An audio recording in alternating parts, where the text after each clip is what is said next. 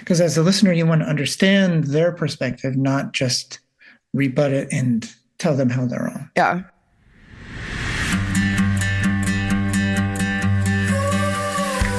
Welcome to Breakups, Broken Hearts, and Moving On with Janice Formichella. I'm Janice Formichella, a breakup coach passionate about supporting others to learn from their breakups, overcome loneliness, love being single, and see the end of a relationship as the beginning of a magical, sexy new chapter in life. I am here each week to share with you the tools that I have learned through my own painful breakups, through hitting rock bottom more than once, and through working with people all around the world to heal their broken hearts. If you are looking for hope and strength to move on from your breakup and resources to enjoy your new life, you are in the right place, and I've got your back.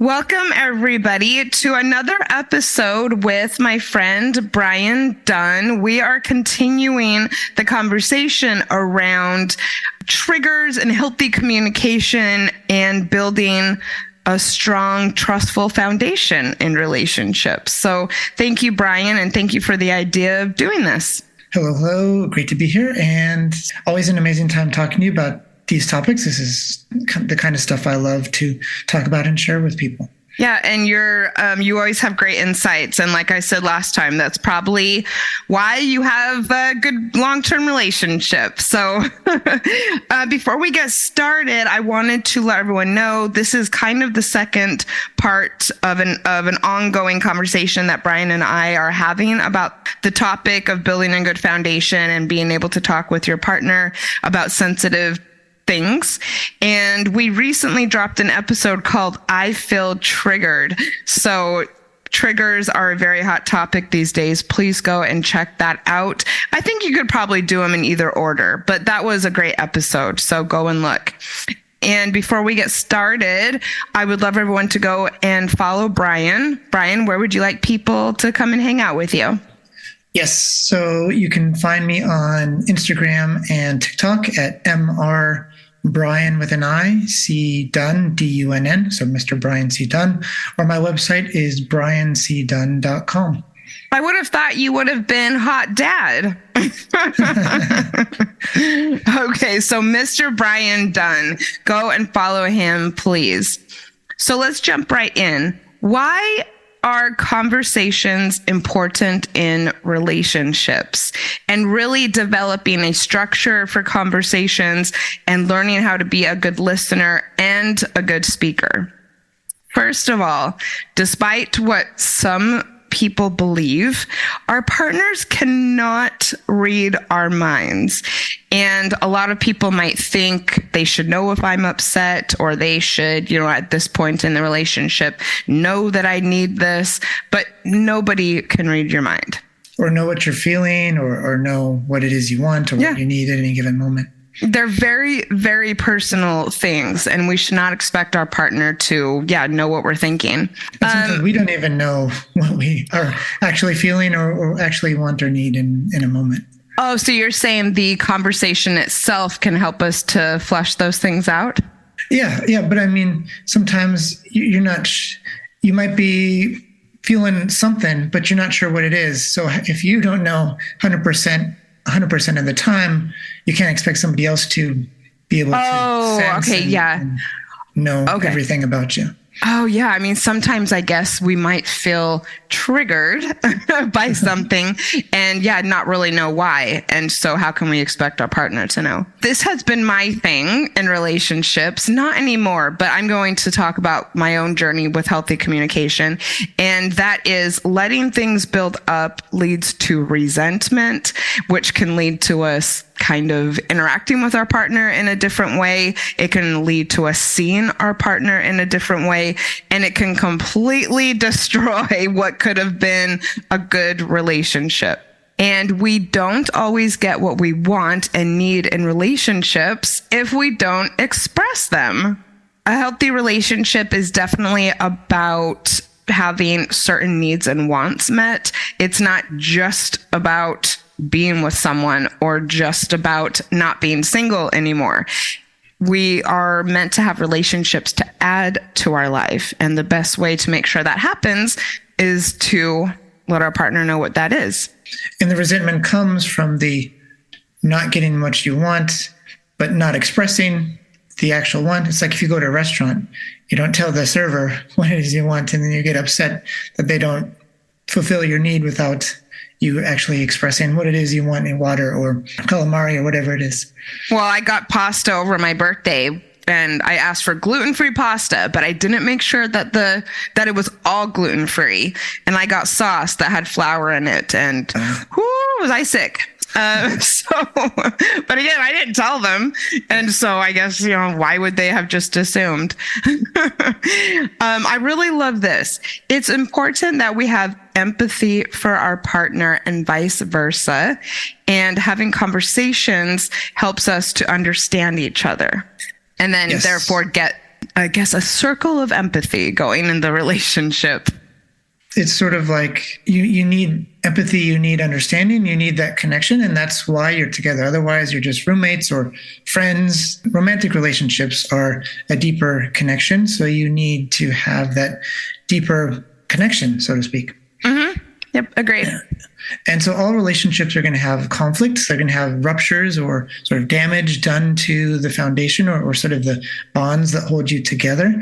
And it's important to work through those things that come up by talking through them. So repairing those little fissures or those little cracks in that foundation.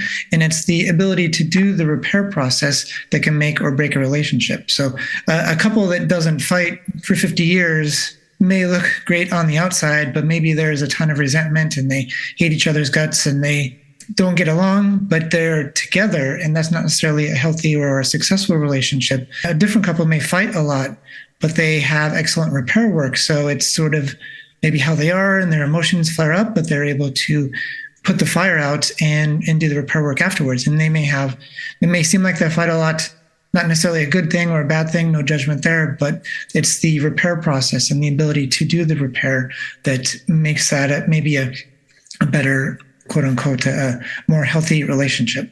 And I think when you do the repair work, quote unquote, right, that the next time you fight, you're not bringing in past resentments and shit from the past constantly. And if you do have an argument or a fight, you're just kind of starting just with that, other than the baggage from the past. Exactly. If you don't do the repair right, if something is unresolved, that's going to sit there and simmer and fester until the next time there's sort of a flare up, and that can get brought up again, or 6 months later when you thought it was over and they are still upset about the thing that was not settled from before. Yep. The things that we're experiencing are often internal, and it's important to be able to fill our partners in. Of course, fill ourselves in, understand our own internal workings and insecurities and feelings and inadequacies and needs. But then part two of that is to be able to express that to the other person. Sometimes, like we all learn different communication skills and norms growing up. Some of us grow up in very open households where everybody's saying every thought on their mind, and other people may grow up in households or be taught that you keep your mouth shut, or it's that is how I was raised. And even as an adult in our family unit, I would, because of the evolution that I've been on, I just know there was times when I would try very calmly to bring something up as a grown ass woman, and had even my parents get mad and just like shut me down. And yeah, definitely, I think that I had to learn how to do this, because talking about our emotions was not something we did in our house. I saw my parents fight once, which I think if you have kids, maybe you should shelter them from, maybe not fight in front of them. But it was even all the kids. If we were upset about anything, we were definitely told to keep it to ourselves. Yeah, and that's harmful. That teaches the kid, teaches the person it's not safe to bring up your feelings. Your feelings are not valid. You should repress them or deal with them in some other way, and that can often turn into substance abuse or different other sorts of patterns that are maladaptive coping mechanisms. Anyway, so back to communication. So if you have learned that is not safe or not okay or not normal to communicate your feelings, you may just be holding that inside. So whatever that communication learning adaptation was growing up or in your family, in school, wherever it is, you may need to unlearn it and to relearn some different ways of communicating. Yes, and that is why we are here today. I love to bring in as many personal examples as possible. Brian, I know that you've worked really hard on this and that you're still constantly learning and you're very curious about healthy relationships. Do you have anything to share about either your journey or something from the past where you learned to use this? Yes, there's one example. It's kind of was a aha moment for me. Yay. Afterwards, looking back at it. My first serious relationship after my divorce, so this was 2016, 2017 timeframe, and I went out to dinner with my girlfriend, and she knew where we were going, so she had looked up the menu on Yelp, of course, and she knew what she wanted, and we got in there, and I wanted a chance to look at the menu and see what there was and see what looked interesting and choose something I wanted to eat. But she already picked. She wanted XYZ, and so okay, that's what we'll get. And to share? What were you having, sushi or something? Yeah, it was like a pizza place, and get a couple pizzas, and then okay, gotcha. Whatever. So I had always been serving and letting other people have what they want, or trying to please others, like people pleasing / being the nice guy and wanting them to be happy, and then that way I will be happy. And so I just said, okay. Even though there was something else that I wanted. Oh. And the next time we went out to eat, I didn't tell her where I had booked the restaurant. I didn't tell her because I didn't want her to look at the menu ahead of time, pick everything for us. And so afterwards, I reflected on that, and that didn't turn into a fight, but I realized, and through other things within our relationship, that I needed to be able to communicate what it is in that moment and stand up for, actually, you know what? I don't want this. I want that. Had to learn how to be okay with, actually, this is what I want, and standing up for even the small things. And the small things helps you stand up for the bigger things you need in relationships. That's great. It's like such a simple thing, sort of, but I could tell that it was a aha moment / kind of a turning point for you. And if any men out there are interested or can relate to Brian's story, please go check out the book, No More Mr. Nice Guy. Brian actually was the one who turned me on to this book, and it is so brilliant. If you feel that you are constantly giving into someone else's needs, but yet not getting anything in return, please go and read this book. It might be the complete game changer. I guess for me, I would say I am a good communicator in relationships, and I have had that reflected back to me in my romantic relationships. I will say that I'm on a constant journey to learn how to communicate better with my friends. I am so open with my romantic partners, but I have such a hard time with my friends. And so that's still something I'm working on. I will say I got out of a very violent relationship where no matter how calm I said something, I was constantly getting in trouble. And this was, 10 years ago or so, maybe less. So I really shut down. Then I moved to Australia, as some people know, and I was in several relationships, but I could not use my voice, and I would get really resentful with the men I was dating and just start to be irritated constantly, and they would definitely unravel quickly because men wouldn't understand, why I wasn't being intimate. They felt like they were disappointing me constantly and didn't know why. And I kind of went on a journey, including I really dove deep into orgasmic meditation because it is actually all about communicating your needs. And that was very transformative for me, learning how to use my voice again. And it took me a couple of years, but now I'm to the point where I just lay it out. I've studied nonviolent communication, and also I have noticed that it makes me feel safe and closer to the person when I express my needs. Your story there and the resentment reminded me that also sometimes the resentment is not so much at the other person, it's at ourselves. Probably we because I felt embarrassed that I couldn't use my voice. I felt very immature, I guess. Yeah. And yeah, definitely. That's a really good point. We sort of displace it on the other person, but it's partly or maybe fully resentment towards ourselves that we're not speaking up or we're not acting on our own behalf. Yeah, I felt, I guess, also a little incompetent, to be honest. I had one partner in Australia who was very open and very good at this stuff. And I just couldn't get to the point where he was of just laying it out. And yeah, I felt, like I said, incompetent. Yeah. And it's a growth journey, and you take another step. And that's what we're here to talk about. Yep. So relationships we talked about this a little bit, but they're about connection and a foundation built on trust and that small connective tissue, those moments, the smiles, the feelings that to build into a bigger relationship. And part of that building that relationship and maintaining that relationship are what some people call bids, especially the Gottmans, and they coined this term bids, so turning towards. If you think about kind of an analogy, it's sort of like text messages are very clear, and you can have a delivery receipt and then a read receipt, and then you know how you feel when they've read it and they haven't responded, or they give you a short response when you're looking for more excitement or something bigger.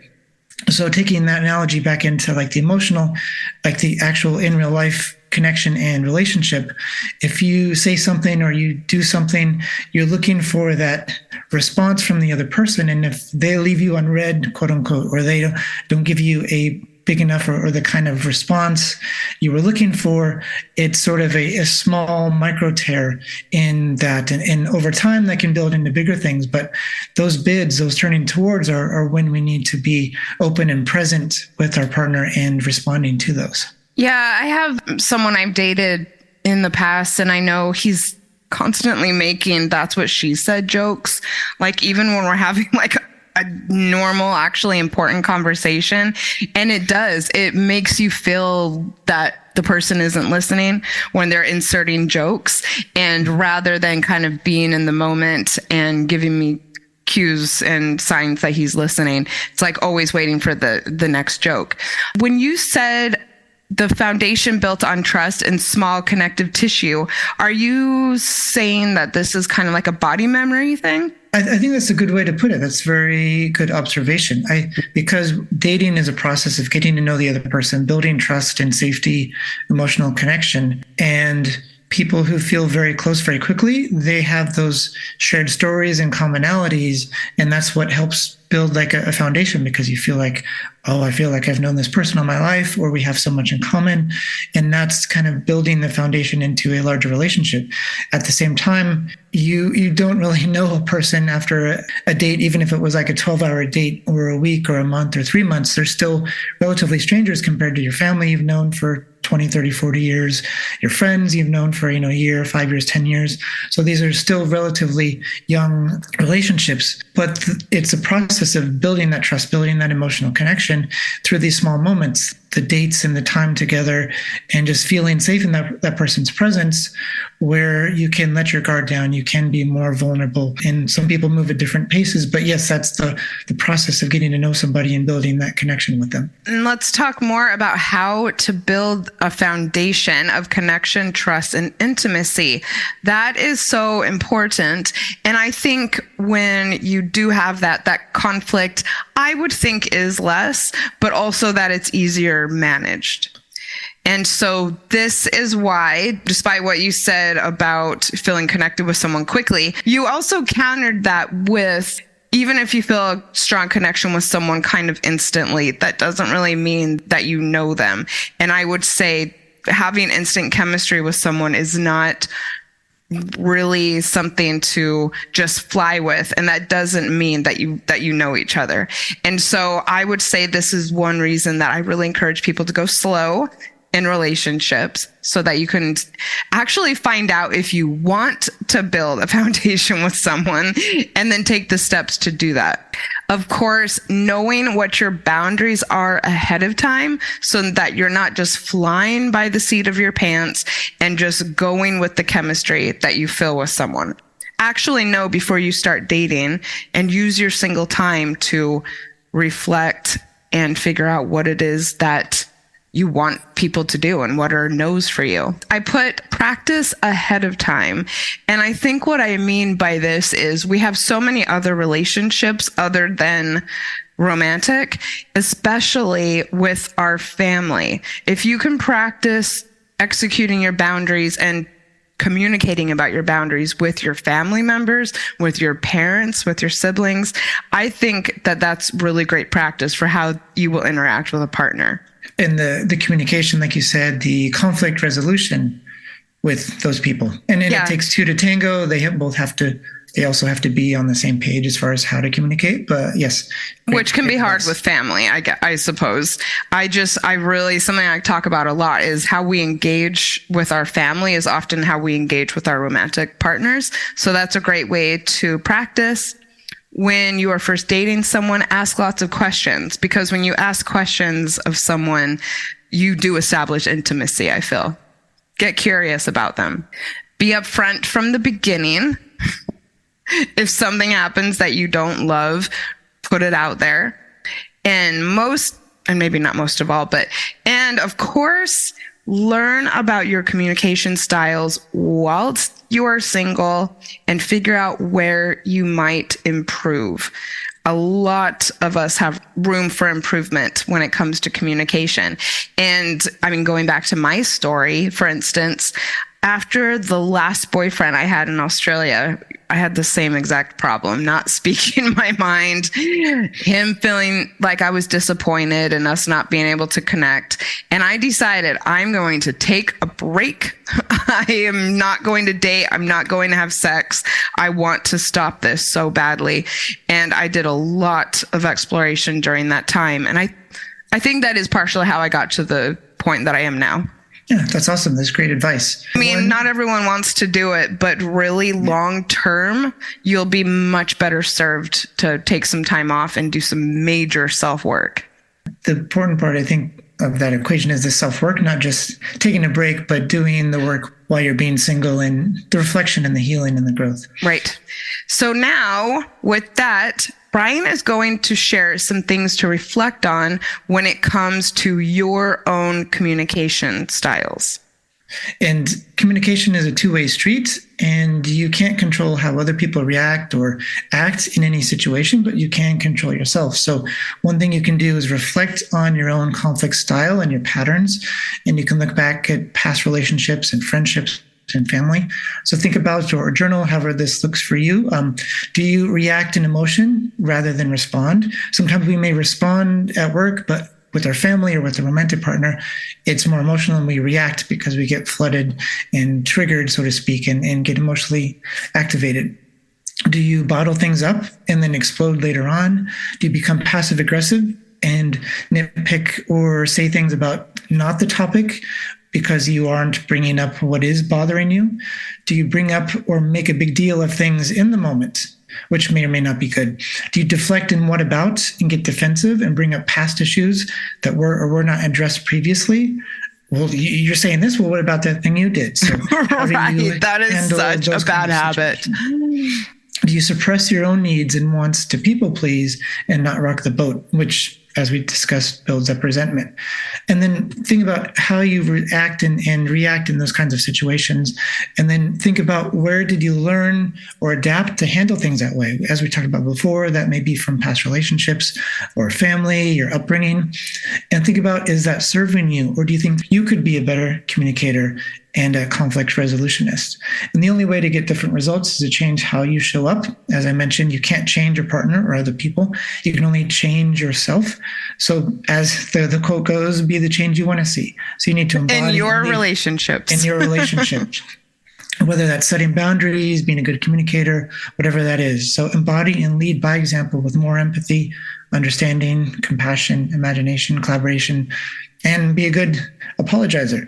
So if there are underlying issues as you go through the self-reflection process and you notice, oh, this thing, I had issues with my parents, or I was never allowed to cry or ask for something, whatever those might be, you may need to deal with that in order to not bring that up into conflict anymore. And it's your job, your responsibility to go through that on your own, maybe with the professional, and not put that on your partner or your future partners over and over and over. And I know we're going to talk about this, but I like what you said about being quick to apologize. And we are going to talk about intention versus impact. And I do think that that's a great skill. A lot of people look at conflict as wanting to win, and apologizing and understanding the impact of your actions as some sort of threat. And so I really like that you said that. And I do think in healthy relationships that are long lasting, that apologizing is something to learn how to do for sure. You bring up a great point, because apologies are great. Apologies need to be authentic, but we shouldn't rush to apologize because we're afraid of the conversation or afraid of what that might bring. A simple apology might be a Band-Aid over a big wound, but if you don't address the wound, it's going to keep coming up, or it's going to keep festering and maybe get worse. So you need to understand and then have the apology be about resolving and addressing the thing, and not just smoothing over the moment because you're uncomfortable with the tension that it's causing in the relationship. That is a good point. And I think that I've had a tendency to do that in the past because not wanting to talk about the thing. So maybe apologizing for the impact and then talking about what can we do in the future. And also what you said is pertinent to the next point, which is conversations are much different when it's a first time issue rather than something that is reoccurring. And so that's why it's good to study this, because in new relationships, which I think a lot of my listeners will be having because a lot of them are single, it's really good to learn how to talk about things the first time they come up. And definitely. And a year in, 5 years, 20 years in, your conversations, your communication is going to look very differently. But getting used to that and building the skills between the two people is important for moving forward. So you don't end up 5 years, 20 years in, and you don't know how to communicate, and then things keep blowing up. Yeah, this happened in my marriage. I kind of let my ex call all the shots, and I was just so scared of losing the relationship that I would just kind of be quiet. And then, yeah, about 6 or 7 years in, as I matured, I realized that it really wasn't healthy, and also that I was still being used as a doormat. And so I started to do things much differently. And how can you do that far into a relationship? He wasn't having it for a second. So please take time to be single and learn about how you want to show up in relationships and how you communicate with others. And we're going to walk you through a formula to do that. Today, we want to talk about a conversation formula. So this is from the Gottmans, John Gottman, Julie Gottman. They've been married many decades. They are world-renowned relationship experts and communication experts. They have a formula. They talk about the state of the union, kind of check-ins and conflict resolution. But just a little background on the Gottmans. In the 70s, John Gottman started the Love Lab, and I think he's at University of Washington in Seattle, but they've studied thousands and thousands of couples since the 1970s. And by the 90s, they got to a point where they could observe and predict future divorce with a 93.6% accuracy. And that's for couples who didn't get some sort of intervention with therapy or a change of course or something. And so they're very accurate on all of the stuff they produce. So any book by them, it's going to be great. But they also came up with the 4 horsemen of relationships, kind of spelling the doom. So Janice, do you want to cover those? Yes. So this is actually one thing that I am very well versed in, and that is the 4 horsemen of relationship apocalypse. And this is where conflicts break down a relationship when you have these 4 responses. First of all, criticism. Whether we criticize our partner in or outside of a conflict, when we're looking to do that, that can lead to a lot worse things. Contempt. Contempt is very similar to resentment. Starting to really look at our partner with just kind of almost like this underlying seething feeling. Defensiveness. This is a big one. I think a lot of people, like I said earlier, want to win in a conflict or win in any sort of, I don't know if I want to use the word confrontation, but a simple conversation about something that one person needs. A lot of people rush to this instantly and want to defend themselves and not consider their own actions. and stonewalling, which is just completely refusing to address the issue, sometimes giving your partner the silent treatment. Is there anything else you want to say about stonewalling?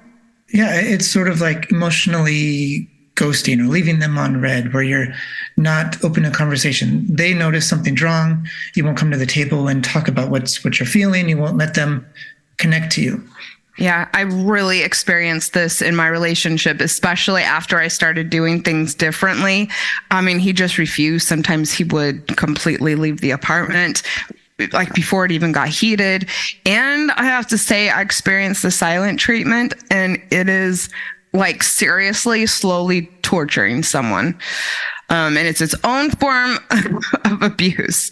So why do you think that contempt is maybe the biggest issue? I think contempt is because you start to have a feeling of loathing or disgust overall for the person. So I think criticism, it's like character flaws, like you do this because you're stupid or you're lazy, you're no good, or whatever that is. You don't care. Yeah, you're not listening. It's about like them as a person, and not, oh, you forgot to do this.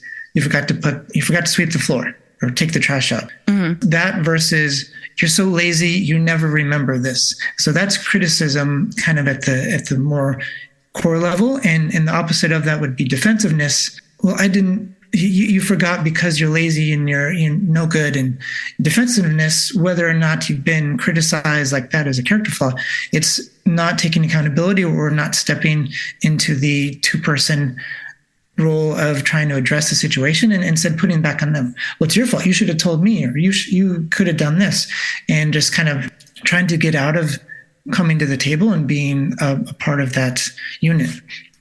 Contempt is kind of the underlying poison or black mold and hiding behind the fridge that sort of seeps into everything. I will agree with that. And as I said, that was my big issue for a while. I also think when it comes to defensiveness, that this involves taking feedback in a very personal way. And as I said, seeing it as some sort of threat to yourself rather than listening and perhaps learning how to do better. Exactly. So basically, the reason why they call these the 4 horsemen of relationship apocalypse is because no relationship can survive when these are common dynamics. And I mean, these are also good things for you to look at. I mean, think of your last relationship and maybe 3 big arguments that you had. How did you show up? How did you respond when you got feedback or when your partner wanted to talk about something? Exactly. And the presence of these, if you're in a relationship now, you can maybe do some little bit of reflection is how often do these come up? And these are the 4 biggest predictors of a relationship ending, according to the Gottmans. So the Gottmans have designed something that can help you avoid the 4 horsemen. And Brian knows a little bit more about it than I do, so I'll let you intro it. Thank you. So this is the Gottman-Rappaport Blueprint for Constructive Conflict. That's a mouthful, but it's basically like a communication style. So there's active listening, there's healthy communication, and this is a little bit more prescriptive. You can find this or a variation of this in the books What Makes Love Last by the Gottmans.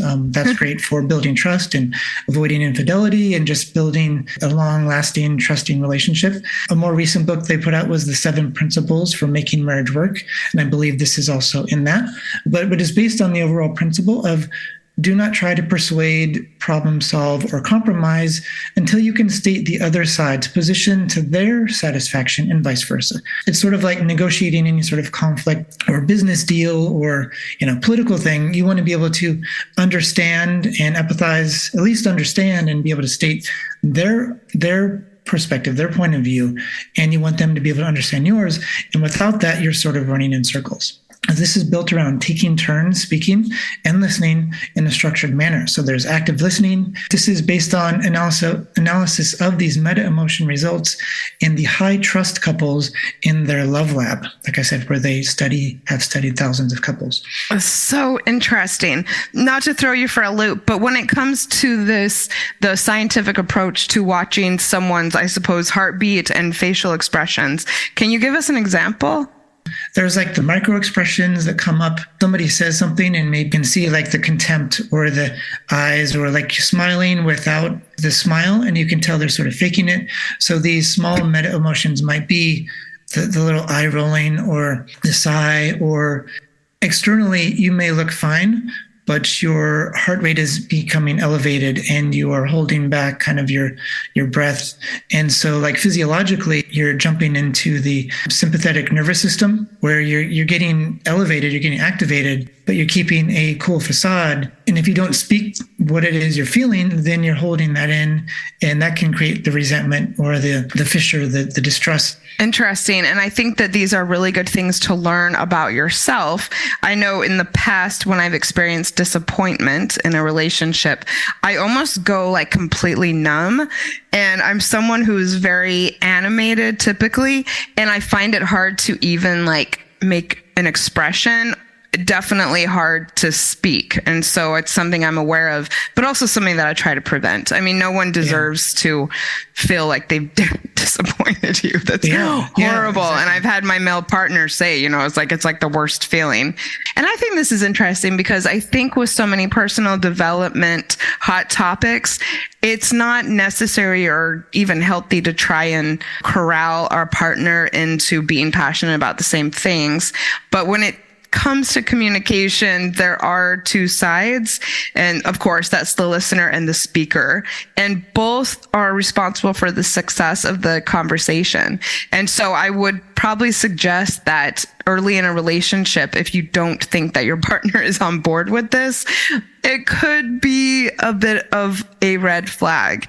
I also think that agreeing, I don't know, early in a relationship, but as it's going and conflicts start coming up, agreeing that you will hear each other before responding, and I guess more or less take turns, is a really, really great way to do it. I do know that this is how the Gottmans suggest that these types of conversations go. I think it's important, as you mentioned, are they open to hearing your feelings? Do they validate your feelings? Do they get defensive? Or do they walk all over your boundaries and not respect your boundaries? So how open are they to validating and respecting you as a person and want to come to the middle and be respectful of each other and communicate with each other? And part of that is definitely just simply learning how to get comfortable with confrontation. I talked about this in our I Feel Triggered episode, where I used to, and perhaps now, how I used to have very physical responses to confrontation. And that was something that I've had to work on. And I would encourage people to know and to learn about themselves and what feels activated when you feel either confronted or uncomfortable or as though you're about to have a difficult conversation. We can feel very overwhelmed and flooded with our feelings. I think if that's what happens with you, this is another good reason why take more time off before you start dating again. Sometimes when some people feel confronted, that, they do have the fight, flight, freeze, or fawn response, and it kicks in. And I would say, learn how you respond to that. I think I would freeze a lot previously, and that's something that I've had to learn how to work through. And learning how to stay calm in the moment, breathe, look at how you are responding, and also look to what extent you're actually curious about what the person has to say, rather than what you're going to say next or how you're feeling or how you're feeling threatened. Exactly. And having a self-awareness of how you react, even if you're not 100% perfect at this, but knowing how you show up in these more tense conversations is important to making this conversation model that we're going to talk about in a moment, important to making that a successful one. And how do you set the stage to do that? And if you have any examples from your own life, I'd love to know. Yeah, I think it's important to sit down together where you're not distracted by TV or things going on, your phone. It's not a conversation where one person is trying to do something and the other person's yelling from the hallway. You got to set some time, carve some time out, have no distractions, and be able to be present and listen to each other. Yeah, I think sometimes in the heat of the moment, you're not necessarily going to schedule a time, but whenever you're able to schedule a time to talk about these things, I think it can really help, especially because you both get prepared. And that's a great point, because sometimes something may come up and you realize this conversation, we're not really getting anywhere. How about we take a break so we can calm down and then do the thing that I interrupted you. And then we both come back and we can sit down and focus on this. That way you're in a more calm state and you can be more intentional about the conversation, but you sit down together, no distractions. And it's good to start by remembering you are a couple, you're a partnership. And that can be expressing some gratitude, remembering what you like and love about each other, and setting the stage that way. I'm not coming here to criticize you or tell you all the things wrong with you or tell you you're such a bad person. I'm coming here with a thing that I want to work on with you together to try and fix together.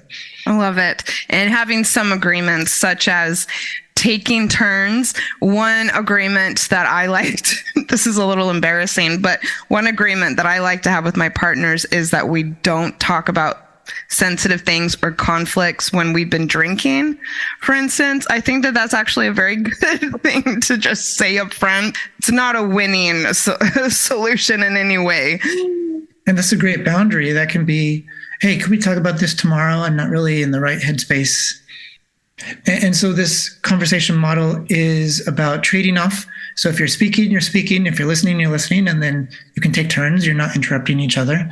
While the speaker is speaking, they're not trying to convince or win over the other person or fix or compromise. They're just stating things. And they just want to express feelings and the perspective. And when the listener is listening, you're actually listening and not waiting to talk. Yes. Which a lot of people don't know the difference, but you can learn the difference and think to yourself, are you waiting to respond or are you actually listening? Because as a listener, you want to understand their perspective, not just rebut it and tell them how they're wrong. Yeah. And thinking in your head how you're going to rebut it. So we have a good method for doing this, / the Gottmans have a good method for doing this. When we come back from a quick commercial break, we are going to talk about the ATTUNE method, which is what is the speaker's responsibility and what is the listener's responsibility.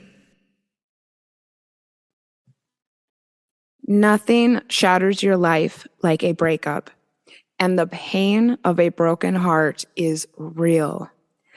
I know that it seems impossible right now, but there is hope and there are ways to heal.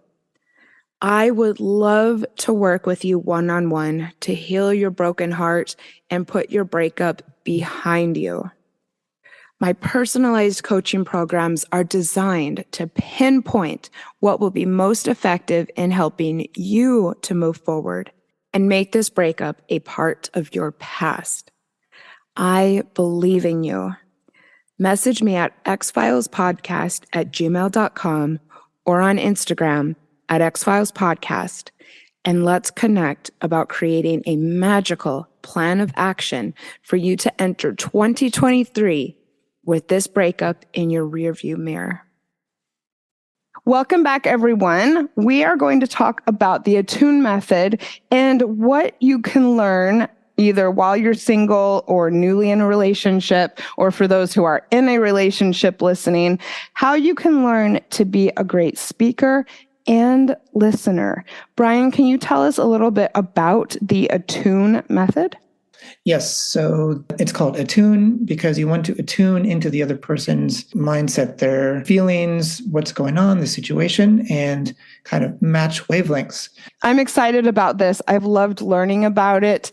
I've loved learning about healthy communication over the last few years. And I want everyone to get out a pen and paper and take some notes, because if your last relationship didn't go the way that you wanted it to, and you'd like to, as I hear lots of people tell me, prevent that from happening again, this is one likely way to do it. So first, we're going to talk about the speaker's job as per the ATTUNE method. First, A, and that stands for awareness. This is so good. That means mindfulness with words that will prevent your partner being on the defensive. And that also means no accusations or criticisms. This takes a lot of practice because we, of course, want to let our partner know why we were triggered, but there are ways of doing this, such as using I statements, not you statements. So that, again, it's not critical. You're talking about your own experience. Brian, Yes. can you give us an example? So say you text someone and they don't text you back all day and you don't know why, and you're feeling ignored and disrespected. The wrong way to do it might be, you ignored me all day. What's going on? What happened? You're so disrespectful to me and this relationship, da da da da da. And Okay. so immediately the other person is on the defense, like, wait, what? I just saw your message. I've been in meetings all day. And so when you were on the you were ascribing a story, you're ascribing intention and meaning behind what they did. All that happened was you sent a message and they didn't respond. A better way to do that might be, hey, I texted you earlier and I didn't hear back from you all day. And I felt a little bit ignored, like you couldn't take the time. I don't know if you were busy. There's some empathy, understanding their situation. I don't know if you were busy in meetings. When I didn't hear from you, I just felt ignored. So I wanted to let you know that. Wonderful example, and definitely something I hear all the time, especially from my female clients, to be honest. Just like, where did they go? Of course, stay factual and be sensitive to your partner's triggers, emotional baggage, insecurities. This would be something to pay attention to, again, early in a relationship. This would be one reason why having conversations is so important. And again, having an understanding of what each person is sensitive about. And Brian, you referred to this as the preemptive repair. Yes. Like, for example, if your partner has ADHD, steer clear of words like forgetful or things like that that might be like a sore point or like a sensitive point for something they know and they struggle with, whether it's ADHD or something else, but just being mindful, as you put it, to not put them on the defensive and not in a spot where they already know that it's difficult for them. So now we're to T. T, tolerance. And this comes into whether or not you cling to your own point of view, but also that you acknowledge your partner's point of view. Again, I keep coming back to this, but it's not about winning. There can be 2 points of view. There are 2 points of view. Why else would you be having a conflict? If you both saw things exactly the same, this wouldn't even be an issue. And also that both are equally valid. Again, it's not about being correct. It's about accepting that there's more than one reality. I had someone recently talk to me about perception is reality. Have you heard that before? I think this is a great point because in the previous example, yes, you felt ignored, and that's a reality. That's correct. And your feelings are valid there. And the person who didn't respond, they were busy all day and they've been under a lot of stress. And their perspective is also correct. And it's correct that they were busy and didn't even look at their phone for those 3 hours. So both can be valid, both can be correct. Sometimes somebody is not correct, and that's when they can apologize for something. But understanding that if you have the problem, you didn't respond to me, that you have the empathy and understanding that there's a reason they didn't respond besides just that they wanted to make me feel bad. So I think a lot of people don't fully understand what intention versus impact means. And so I found a great definition from a website, the Coach Hub. In a conflict, one might be tempted to weigh intent over impact. We tend to see things in terms of right and wrong. If we focus on impact, we put perception ahead of intention, and we expect everyone to know how their actions will be seen. Yet by assuming good intent, we make others unaccountable for negative impacts. We make ourselves unaccountable. Doing so minimizes feelings, policies reactions, and possibly marginalizes minorities. There is a difference between blamelessness and accountability. One might be accountable for unintended reactions without being the subject of blame or punishment. I think a really easy example is it's just a joke, but the impact can be it offends or it hurts somebody. Yeah, that's a really good example. Yes, thank you. Yeah, so we have A for awareness, T for tolerance, and now T, transforming criticisms into wishes and positive needs.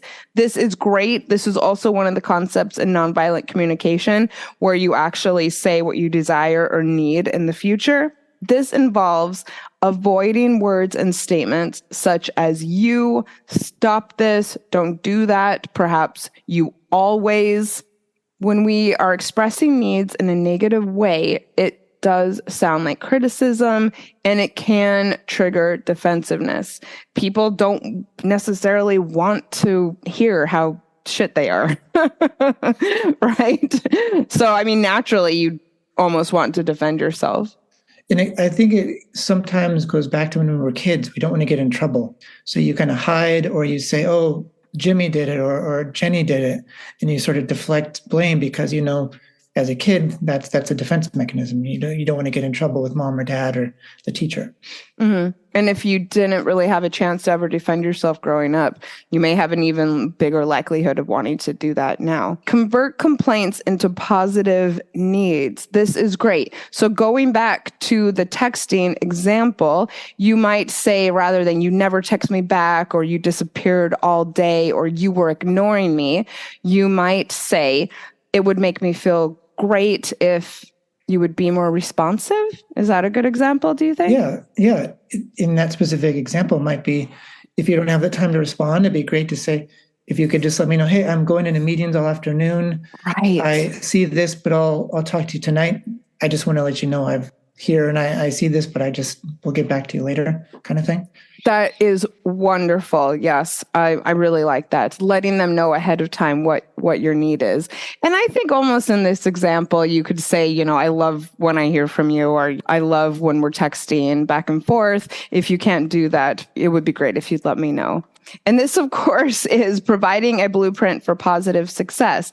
And that is because under negative feelings are wishes and desires that we have of our partner and what we would hope for in the future. There's also the issue of having expectations from your partner. And this goes back to them not being able to read your mind and perhaps not knowing necessarily what your expectation is. Does your partner know that you expect ahead of time to hear that they're going to be disappearing for 5 hours? Have you voiced that before? I suppose this would be an opportunity to do so and to let your partner know what the expectation is around communicating during the day. That brings up a great point, which is they may even understand your expectation, but they may not agree with it, which is why the underlying why is important. So it makes me anxious and agitated when there are clothes out or there's dishes left out on the counter. And it's hard to feel relaxed and close with you when I'm feeling all agitated that the kitchen is dirty. I want to feel closer with you so I can have an easier time getting in the mood and and I'd love to if you could help me out with that. So there's an underlying reason, not just we have a different expectation of how clean the kitchen should be at any given time. Mm-hmm. Yeah, that's great. And also, I think that between the texting and talking about household duties, I think these are things that most people out there can relate to. Another quick example might just be at the beginning of a relationship, you're going out on lots of dates, doing lots of fun stuff. 3 months in, 6 months in, 2 years in, Maybe you don't have date nights very often. So rather than you never take me out anymore, we never do anything fun anymore, it could be, I really miss when we would go out and do all the fun stuff. And I really felt close and connected. And I'd love to do that more with you. What would you say to like a couple of date nights a month or something? So making it a positive need, a solution rather than you don't do this anymore or you do that. Yes, or I really felt special and valued when you used to plan things for us. Can you get back to that? Or can we get back to that? Or possibly can you keep that in mind more? I'd love to feel that way again. Yeah, definitely. That is really great as far as learning how to speak during a conflict and learning how to communicate your needs. But what about the person who is listening? I think that we pay more attention, I suppose, in the dating and relationship space on how to actually voice the words and not as much on active listening. And like we said, this is a two-way streak. So Brian, can you fill us in on the rest of the ATTUNE method and what it has to do with the person who's listening? We start off with the speaker, A for awareness, T for tolerance, T for transforming. So transforming criticisms into positive needs.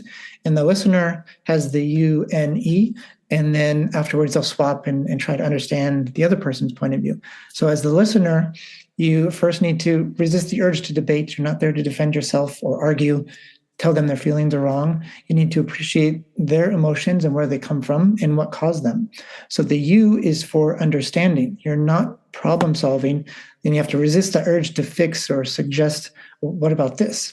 You need to let the emotions lie or kind of come out and discussion happen. So if they're feeling something, let them feel that. Let the discussion go on, even if it makes you uncomfortable. Your job is to listen and understand, not act in that moment. So that means not telling them to calm down or lighten up, or defend yourself. Yes. Oh, it wasn't that bad. It wasn't that dirty. It's not that big of a deal.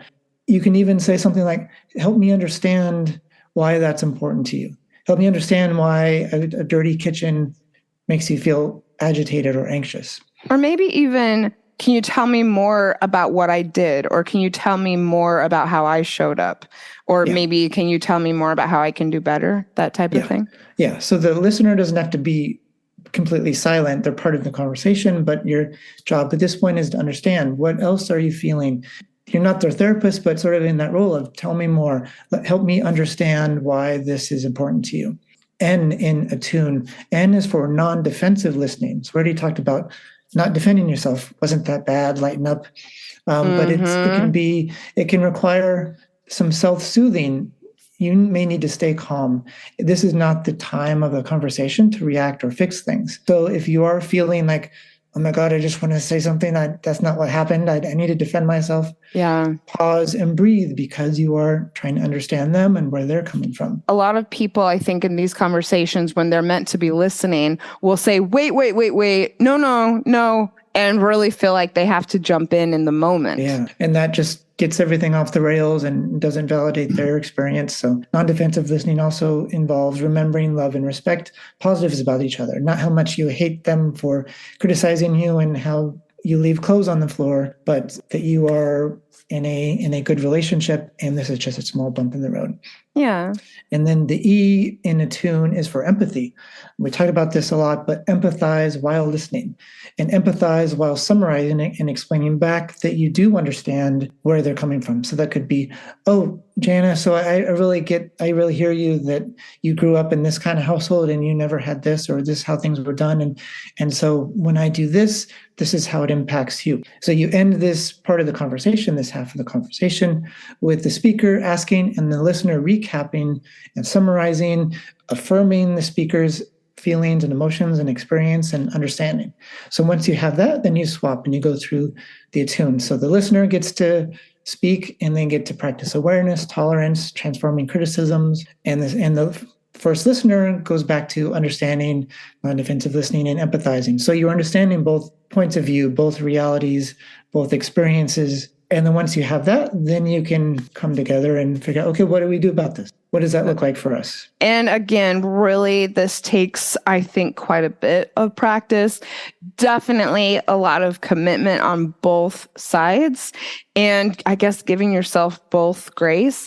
And I would also say, pay attention to how committed you are. Pay attention to how committed your partner is to this process.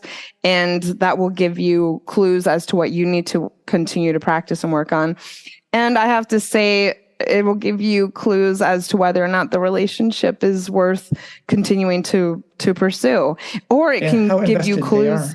Yes, how invested they are. And yeah, maybe it'll give you a clue that this is definitely worth pursuing. And maybe not. So we have other tips for healthy communication. I really like the resentment inventory, and this is something that I work with some of my clients on, depending what they're going through in life. And it's important because, like we said, resentment and contempt can really poison a relationship. It is good sometimes to get clear on what you resent and process it a little before you put it all on your partner. And how you do this is by just going to your journal.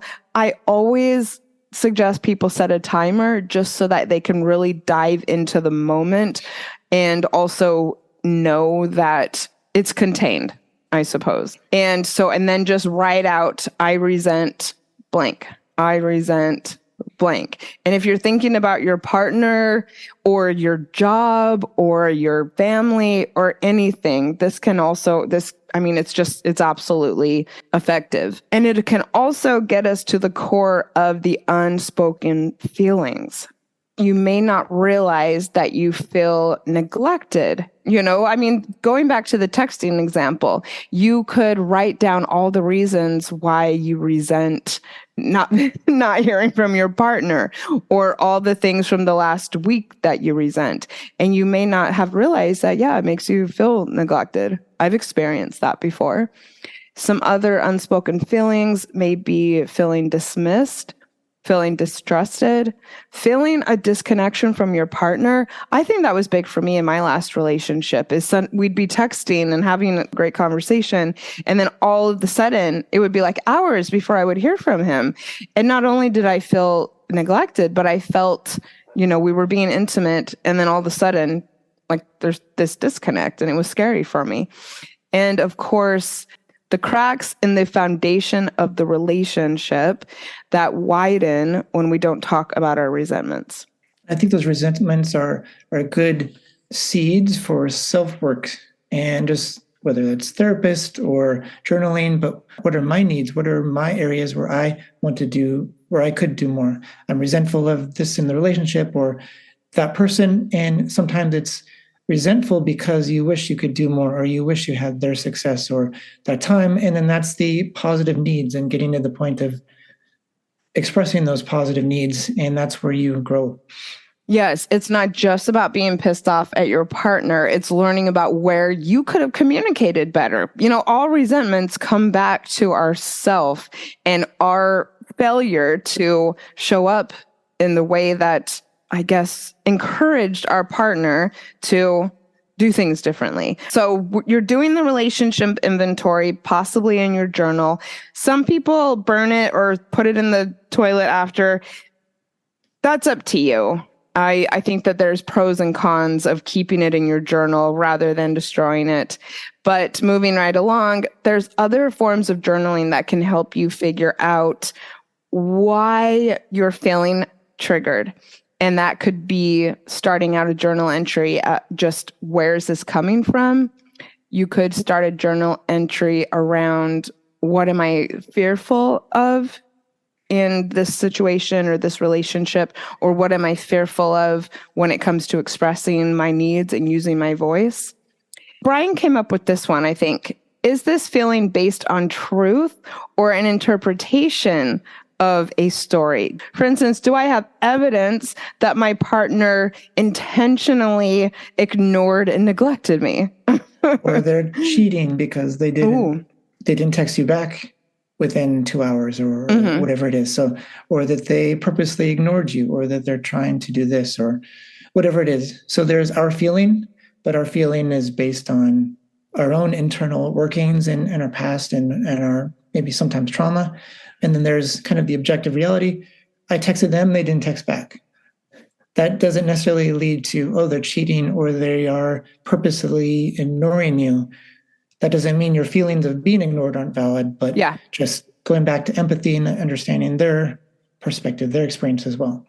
And then another thing to do is, this could be with yourself, but if you're in a relationship, it's good with your partner, have regular check-ins. It could be weekly, monthly, set a time, Friday night, it could be Sunday dinner, and you connect and you have like open time, 30 minutes to bring up anything that came up in the past week that you didn't have time to or didn't feel comfortable in the moment bringing up. But it's like a not quite, but like no holds barred. Anything goes. Bring up something that came up, and you know that this is like ATTUNE conversation, like a dialogue method where you bring it up. They want to understand you. You want to understand them, and resolve that thing. It does take a willingness to be vulnerable and to hear some things that you may not want to hear. I tried to do this with my last boyfriend in Australia. I really wanted to do this weekly, and he shut it down. He just said, that sounds horrible, because presumably you'd be talking about some quote negative things that had happened in the last week. And he just thought, sitting there and telling each other these things just was something he couldn't face. And it's about being vulnerable and working through those moments. And I also want to share that I tried to do this in my last relationship, and we were both very gung-ho about it, especially me. And I will say, if this is something that you want to implement in your relationship, agree to either a set time each week or to take equal responsibility in coordinating it. Something that was kind of a downfall with our arrangement, or lack of arrangement rather, was I felt like I was the only one making it happen. I was the one who would bring it up constantly. I was the one who would schedule it. And it wasn't a good foundation. It wasn't a good vibe. It wasn't good for me to have the sole responsibility of doing it. I mean, clearly and obviously it would lead to me feeling that it was more important to me. And being able to tell their level of openness, investment, effort in that, even if they didn't have anything to bring up or talk about, but just being open to you, hearing your feelings, that's important. And so leading into like the next point, but just with couples therapy, so there's like the couples check-ins and the couples therapy, having that place to talk about things. Sometimes there are things you may not feel are worth making a big deal out of, quote unquote, in the moment or whatever. But when you have a check-in or, state of the union or a couples therapy session, that can be like, oh, well, there was this one thing, I didn't think it was a big deal. And sometimes that can uncover something bigger, not necessarily like a relationship ending kind of thing, but maybe something that's underlying and maybe holding you back in one way or another. Like with my example earlier about like the restaurant menu and ordering and whatever, that still exists like in a smaller place for me where, oh, it's not that big of a deal. I'm not going to bring something up. I don't want to rock the boat, but if it's not that big of a deal, then I don't need to bring it up at all. But if given a chance, oh, there was this one thing that happened and it would have been nice to do this, or if it went that way instead, and that gives them an opportunity to be a better partner for you and support you in that, and you to open up and be vulnerable. So even if you don't think these are major things, major big things going on, there can still be smaller things that are like the small, like micro tears, micro fractures in the relationship that can build up over time, over months and years and years. So when it comes to choosing your battles, which is something that a lot of people say to do in relationships, I mean, do you think that's even a thing? Or do you think that there's a way to know whether you should bring it up or not, or whether this is a matter of choosing your battles? Yeah, I definitely believe in choose your battles. I don't like the term, but you don't need to turn everything into a big deal. Not everything needs to be like a discussion, and maybe you have errands to run or a life to live, and you can't stop every time something happens. But that could be something, I'm going to bookmark this and bring it up at dinner or next time I see them, and not filing it away and turning into some sort of resentment that kind of eats away at you later. But I think there is a time and a place. And if you don't have a time and place in the moment, then having a time and a place where you can both be present and have like a constructive conversation about it, I think that is important to gravity and like the importance of whatever that issue might be. Mm-hmm. Yeah. And I think maybe thinking about whether it's something that maybe could be an issue in the future and wanting to prevent it. And moving on to the next point. So like in addition to the check-ins where it's just the two of you, going to couples therapy, I think is very important, very helpful for a lot of people, even if you're not at the point of where a relationship is on the rocks or about to get a divorce, whatever it is.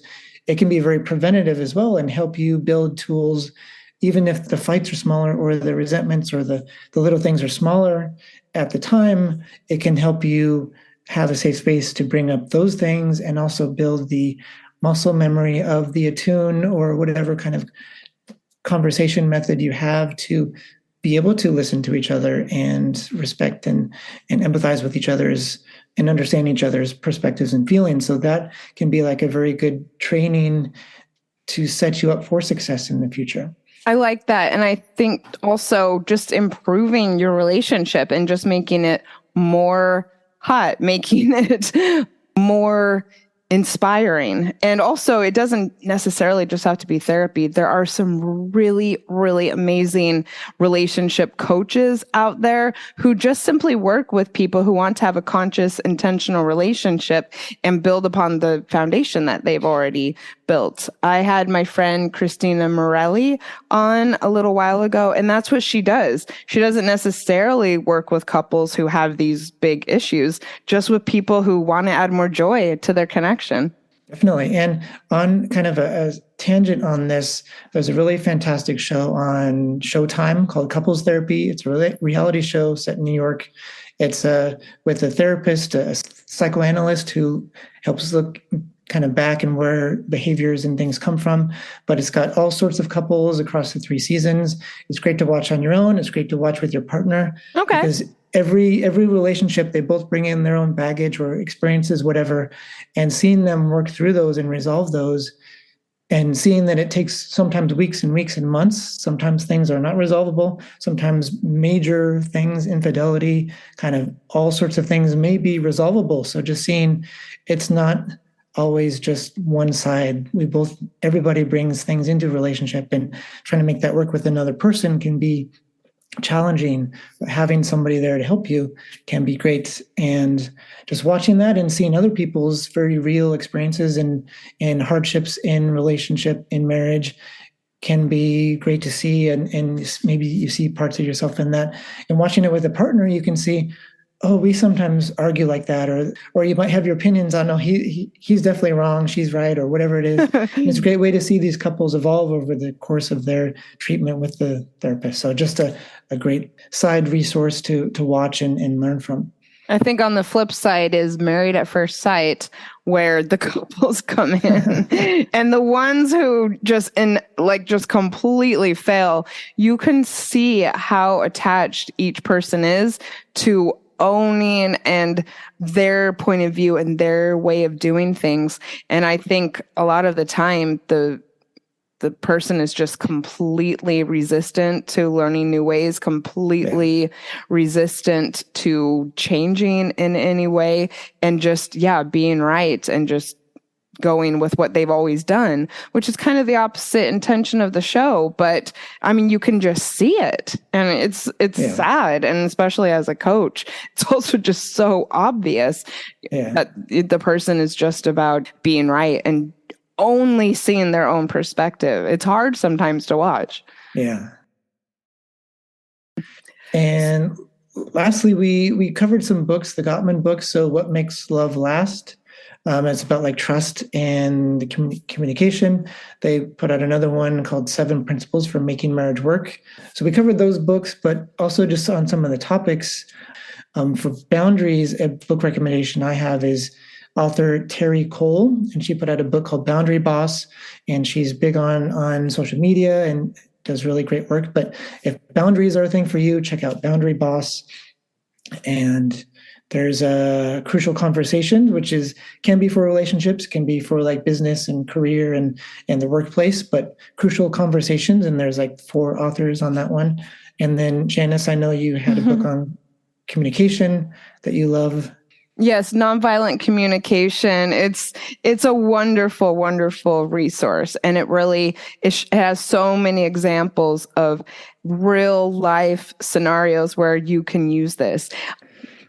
And then if you want more episodes around communication and relationships, I have some episodes of breakups, broken hearts, and moving on that you can listen to and continue to take a deep dive into this. So I will start with episode 129, identifying relationship patterns after a breakup. Episode 139, that's past trauma, new relationships. 152, Maslow's hierarchy of needs in dating and relationships. I did that one with Barry Selby, actually. And 156, Nonviolent Communication 101. That was a cool one because I actually had a friend of mine who is a nonviolent communication coach for a living who came in and did that episode with me. So yeah, awesome. Go maybe start with that one. Well, thank you so much, Brian, for both of these episodes. I think we should just keep it going and plan some more because this was absolutely fantastic. I love having the male point of view. And I really thank everyone for tuning in. Yes, thank you so much, Janice. And if you haven't listened to the I Feel Triggered episode, that's a great one as well. Just came out recently, so go check that one out as well. And I look forward to being back sooner rather than later, Janice. This time, yeah, let's not wait around. Come on, we had so many things going on in our lives this year. Yeah. If you like the series that Brian and I did, please go and leave me/us a 5-star rating and review on Apple. I'm trying to kind of collect those between now and the end of the year. It's a great way to tell me what you think of the show. And to help more people find the show and get great knowledge from Janice and myself and all her other great guests. Thank you so much. Thank you, Brian. I'm glad to know you for sure. And with that, I am sending you so much strength for the week ahead. If you are going through a breakup, you've totally got this. If you're not going through a breakup, I hope you found this episode useful. And I'll see you next week. Bye. Bye-bye. Bye.